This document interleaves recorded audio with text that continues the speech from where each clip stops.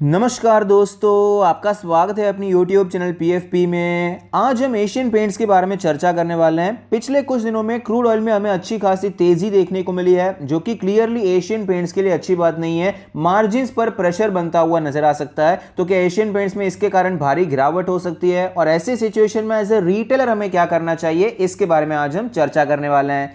सबसे पहले कंपनी के फाइनेंशियल ट्रेंड पे नजर डाल देते हैं। आप देख पाएंगे रेवेन्यू कंटिन्यूअसली ऊपर जा रहा है, प्रॉफिटेबिलिटी में भी अच्छी ग्रोथ देखने को मिली है। तो फाइनेंशियल ट्रेंड हेल्दी है, लेकिन एक चीज आप नोटिस कर सकते हैं, 2021 के मुकाबले रेवेन्यू आपको बढ़ता हुआ नजर आया, लेकिन प्रॉफिटेबिलिटी में आपको गिरावट देखने को मिली है। तो ऑलरेडी मार्जिन पर प्रेशर चल ही रहा है। अभी क्रूड ऑयल नीचे जा रहा था, जो कि एशियन पेंट्स के लिए अच्छी बात थी, तो मार्जिन वापस बेहतर होने लगे थे, लेकिन वापस क्रूड ऑयल बढ़ रहा है, तो क्लियरली ये अच्छी बात नहीं है। तो यहां पर हमें एक इंपैक्ट देखने को मिल सकता है। रिटर्न रेशियोज के बारे में बात करें, ROE 22% है, ROC 28% है, ROA 13% है। रिटर्न रेशियोज हमें अच्छे नजर आते हैं। लेवरेज रेशियो के बारे में बात करें, डेट टू इक्विटी 0.06 है, इंटरेस्ट कवरेज रेशियो 54 है। तो लेवरेज रेशियो में भी कोई चिंताजनक चीज तो यहां पर नजर नहीं आती है। शेयर होल्डिंग पैटर्न के बारे में बात करें, टोटल प्रमोटर होल्डिंग 52.63% है, जिसमें से 5.78% प्लेज है, mutual fund 3.5%, other DIA 5%, FII 18.5%, retail and other category में 20.5% की हिस्सेदारी है। Share holding pattern overall decent नजर आता है। प्रमोटर के पास 50% से ज्यादा इक्विटी है, अच्छी बात है। इंस्टीट्यूशंस का अच्छा खासा इंटरेस्ट है, लेकिन यहां पर प्रमोटर की होल्डिंग आपको प्लेज भी नजर आती है, यह थोड़ा सा नेगेटिव पॉइंट हो जाता है। रीसेंट ट्रेंड के बारे में बात करें तो म्यूचुअल फंड, अदर DIA अपना स्टेक बढ़ा रहे हैं, FIIs अपना स्टेक कंटिन्यूअसली कम करते जा रहे हैं। वैल्यूएशन के बारे में बात करें तो PE रेशियो 105 है, जबकि सेक्टर का तो यहां पर क्लियरली बहुत सस्ता नजर आता है, जो कि गलत है। प्राइस टू बुक रेशियो 22 है। अगर हम इसे पीयर्स के साथ कंपेयर करते हैं तो ऐसा नहीं है कि एशियन पेंट अकेला 100 के पी रेशियो पे ट्रेड कर रहा है, बाकी सारे स्टॉक 20, 25 या 50 के पी रेशियो पे, ऐसा बिल्कुल भी नहीं है। बर्जर पेंट्स देख लीजिए, इंडिगो पेंट्स देख लीजिए, सभी आपको हायर रेंज में ही ट्रेड करते हुए नजर आते हैं। ओवरऑल पेंट सेक्टर आपको हायर पी वैल्यू में ही नजर आता है। तो ये ओवरऑल वैल्यूएशन थोड़ा सा प्रीमियम है, उसमें कोई डाउट नहीं है।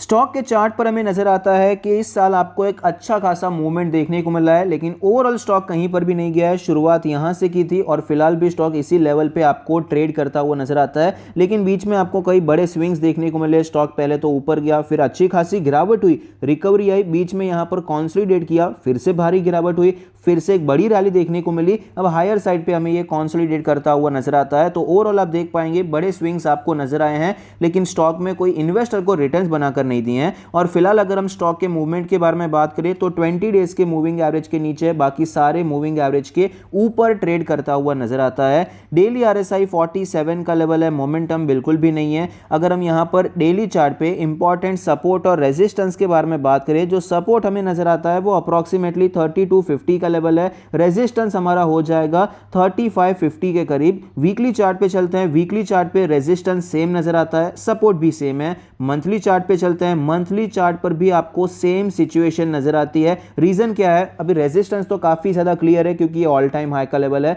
सपोर्ट में अगर हम बात करें, 3 महीने गिरावट हुई, 1 महीने में पूरी की पूरी रिकवरी देखने को मिली, उसके बाद स्टॉक हमें शांत होता हुआ नजर आया। 2 महीने कोई बड़ा मोमेंटम नहीं हुआ, और ये 2 महीने का जो लो था वो अभी हमारे लिए इंपॉर्टेंट सपोर्ट बन जाता है। अगर ये लो टूटता है तो वापस आपको गिरावट देखने को मिल सकती है। इसीलिए डेली, वीकली और मंथली चार्ट पे रेंज आपको सेम नजर आती है। तो फिलहाल हमें किस प्रकार से काम करना चाहिए? देखिए, चार्ट पर ओवरऑल अगर आप देखने जाएंगे, बड़ा पिक्चर अगर आप देखने जाएंगे, तो आपको ये नजर आएगा कि स्टॉक में आपको स्लोली गिरावट देखने को मिली। यहां पर एटलीस्ट आपको 3 महीने में जो गिरावट देखने को मिली थी वो 1 महीने में रिकवर होती हुई नजर आई। ये पिक्चर हमें नजर आता है। यहां पर एक बड़ी रैली आई और फिलहाल आपको ये कॉन्सोलिडेट करता हुआ नजर आता है। तो इस प्रकार से हायर चांस ये है कि आपको ब्रेकआउट देखने को मिल सकता है। ये हो गया बड़ा पिक्चर। वीकली चार्ट पे आपको इस प्रकार से नजर आएगा। लेकिन फिलहाल अगर थोड़ा सा जूम करते हैं, फिलहाल अगर यहां पर थोड़ा सा और बारीकी से देखने की कोशिश करते हैं, तो हमें कुछ अलग संकेत नजर आते हैं। रैली तो आई, ये कॉन्सोलिडेट भी किया, अच्छी बात है, लेकिन पहले एक बार ऑलरेडी कोशिश हो गई है। यहां पर ऑलरेडी हमें एक ब्रेकआउट देखने को मिला, लेकिन ये ब्रेकआउट फेल होता हुआ नजर आया। ये पहला संकेत था, तेजी आई, फिर यहां पर ये स्विंग भी टूट गया। ये जो लेवल था अप्रोक्सीमेटली 3500 का लेवल, ये लेवल आपको टूटता हुआ नजर आया। इसके ऊपर भी एशियन पेंट आपको जाता हुआ नजर आया। तो ब्रेकआउट पे ब्रेकआउट हो रहे थे। सबसे पहले ट्रेंड लाइन ब्रेकआउट हुआ, स्विंग हाई का ब्रेकआउट हुआ, ये स्विंग हाई का ब्रेकआउट हुआ, लेकिन फिर देखिए स्टॉक में आपको वापस गिरावट गिरावट देखने को मिली, तो ये ब्रेकआउट आपको फेल होता हुआ नजर आया। ये पहला संकेत है